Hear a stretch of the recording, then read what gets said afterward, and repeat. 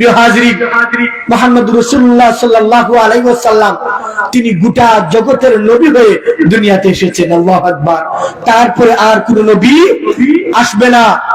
আপনার আমার নবীর আরো একটি অন্যতম বৈশিষ্ট্য হলো তিনি হলেন শেষ নবী। আল্লাহু আকবার। মা কানা মুহাম্মাদুন আবা আহাদিন মির রিজালিকুম ওয়ালাকিন রাসূলুল্লাহি ওয়া খাতামান নাবিয়্যিন। Hazrat Muhammad sallallahu alaihi wasallam is not the father of any of your men, but he is the messenger of Allah subhanahu wa ta'ala and the last prophet. বলুন আল্লাহু আকবার। আপনার আমার নবী কেমন নবী? মাইকেল এইচ হার্ট তিনি একটি বই লিখেছেন, The 100, a ranking of the most influential person. এই ব্যক্তি একজন খ্রিস্টান, আমেরিকায় থাকতো।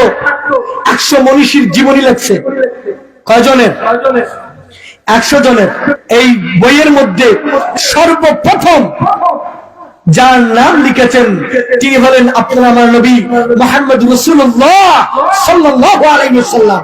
চিৎকার দিয়ে বলুন আল্লাহু আকবার। আল্লাহু আকবার। প্রিয় হাজিরিন, তিনি লিখেছেন যে my choice of Muhammad sallallahu alaihi wasallam to lead the list of the world most influential person may surprise some readers, may be questioned by others, but he is the only man in history who was the supremely successful both religious and secular level. Allahu Akbar.